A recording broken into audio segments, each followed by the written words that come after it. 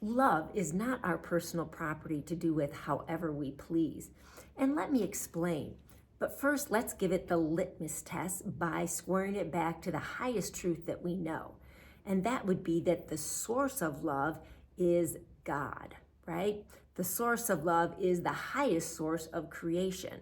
And from that source is what is the creator of all energies. And those energies are based in love. You talk to anybody that is advanced spiritually, has had even an NDE experience, and that's a near-death experience, or anybody that's been able to travel, do shamanic journeys into the invisible, and they will all say that it's contained in love. It's a whole other way of being that is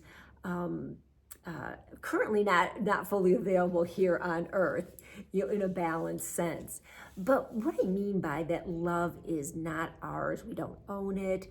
We are not the generators of it. In fact, we're really just the relayers of it, right? We're just the amplifiers of it. We're the conductors and reflectors of it, because it comes from higher source and it moves down through all the different levels of creation down to our higher self, which we are a projection of into reality. So our job is not to decide where and when to shine love. Our job is to shine love. Our love is to not be judgmental, just like the source of things. We're a reflection of that, is to unjudgmentally shine love into the world. Now, if people are there to accept it, great. If they're not there to accept it, if they can't, they're not in a place to receive it, or they're there to receive just a little bit of it, that's their thing. That is their responsibility. That's not our responsibility. We're not here to decide who's worthy of the love that's coming from universal source and who's not worthy of that.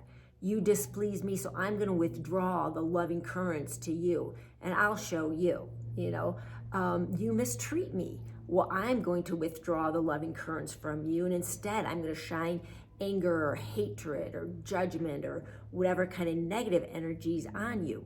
Well, that just weds you down in, right? You drop your energy to one of those feelings, then you're like, you've merged with the feeling of, or the energies of the person that has done something harmful to you. So how we rise above all of that is we stay true to creation. And creation is that we are conduits of love. Now you may ask, well, Elisa, how am I to love somebody that has hurt me? Maybe hurt me on purpose, done an evil, low vibratory action. Well, the answer is still that's the answer, just at a higher understanding of it.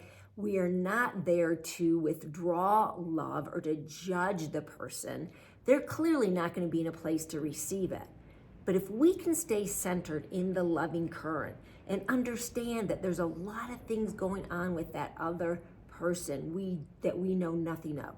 We don't know the karma they're playing out with all kinds of past lives and situations within themselves, between us. We don't know what kind of soul contracts we've made. In other words, in the invisible realms, what is our relationship? What did we decide it mutually agreed on to do in this life?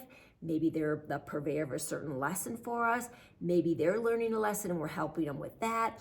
All the above. So it's not up to us to judge, because we do not know. We have no clue what's really going on with that person, much less what's really going on with us and what's working out there.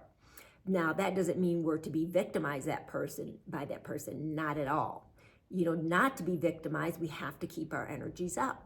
And if we stay up in the loving currents, then we are exuding that. If a person's not there to receive it and they're a lower vibration, then it simply goes right by them. And we don't get enmeshed into their game and into their, into the energies that they're playing with. That will be beyond that. So anyway, the little lesson here, mini lesson, is that love is not our decision on who to shine it on and who not to shine it on.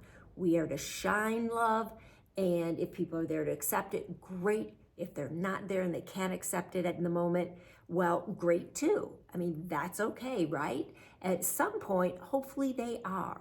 And by us staying in a higher vibration, we give them the opportunity to rise up, because what they've done, their actions, they can't land on you because you have not dropped your vibration by reacting and getting mad with them down to their level. Then you're part of the problem, right? I mean, this is a quick explanation. I hope I'm not going too fast with that. But to stay out of the fray, we stay in the ball game of reality, the ball game of truth, which is one of unconditional love. If they want to play their game of mistreatment, of condemnation, of hateful acts, well, good. Go you play on your court, but that's not the court that we're playing on. We align ourselves with the truth. And the truth is that love shines on all unconditionally. We can allow it in, or we don't have to allow it in. That's not our job to decide somebody else's choices. We make our own choices by allowing love in. So I hope that helps, and that is uplifting and empowering for you. With that, until next time, peace in.